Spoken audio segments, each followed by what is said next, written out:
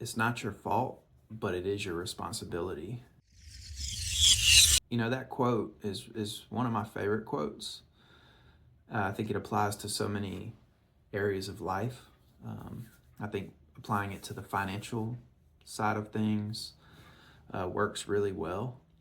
And so in today's video, I wanted to give you a story about just kind of how I started out my financial adulthood, if you will.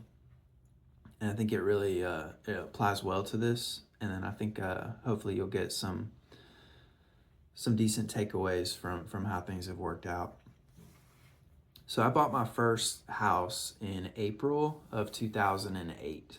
And if you don't know, that was a horrible time to purchase a home.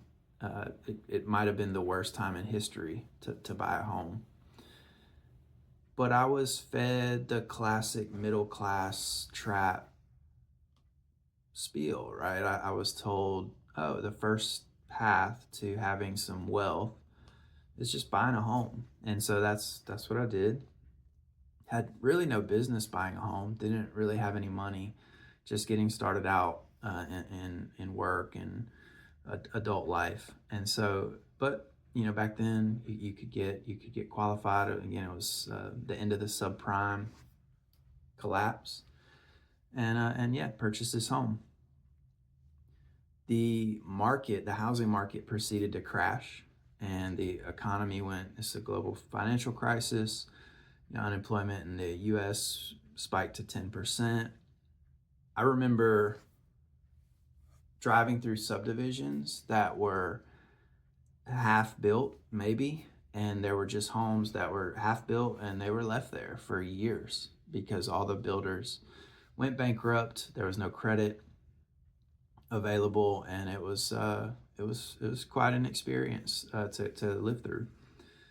But back to the house that I purchased. So that home value dropped 40%, and it took a full decade for the home to get back to the price that I purchased it. And I probably did. I won't sit here and lie, but I probably did kind of have a little bit of a woe is me attitude, like, oh, I'm so unlucky. You know, my generation got screwed, and I went out and bought this house, and now I'm super underwater. I'm never going to climb out of this hole, and kind of have that mentality. I'm sure I had that on more than one occasion. But looking back, so many years later, grinding through that decade, you know, making that mortgage payment, even though the value of the home had dropped so much and couldn't get out of it, you know, kind of grinding through that really shapes you and gives you some really good perspective on the markets, how things work, how things can fall out, just the risks associated, but also it toughens you up. And again, it's not necessarily my fault, but it's damn sure my responsibility to deal with it and fight through it. And so that's what I did. And even though that property was not even, I don't even know if you could call it an investment. It's not. I mean, it lost money. It was on paper, if you just look at the financial piece of it, it was not a good buy at all. Learned a lot from that. And so I think one of the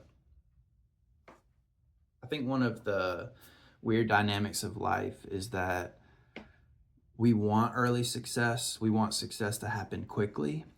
But I think that actually eating shit for a while and struggling is actually the better path to success for most people.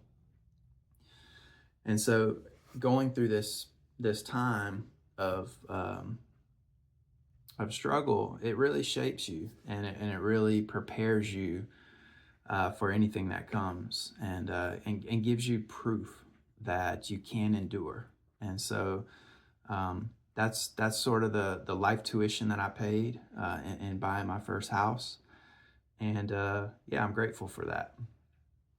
So if you find yourself in a time, I know for the young generation getting started out now, it's a different struggle. Now it's you can't buy a home, and certainly empathize with that. It's awful, but I think that there, in due time, will be lessons learned and value from that. And so it's hard to feel it in the moment, but understand that down the road you will most likely, if you are willing to grind through, you'll look back and understand that there was some good value from it. So I hope this gives you some perspective, and appreciate you for watching the video, and we'll talk soon. Thanks.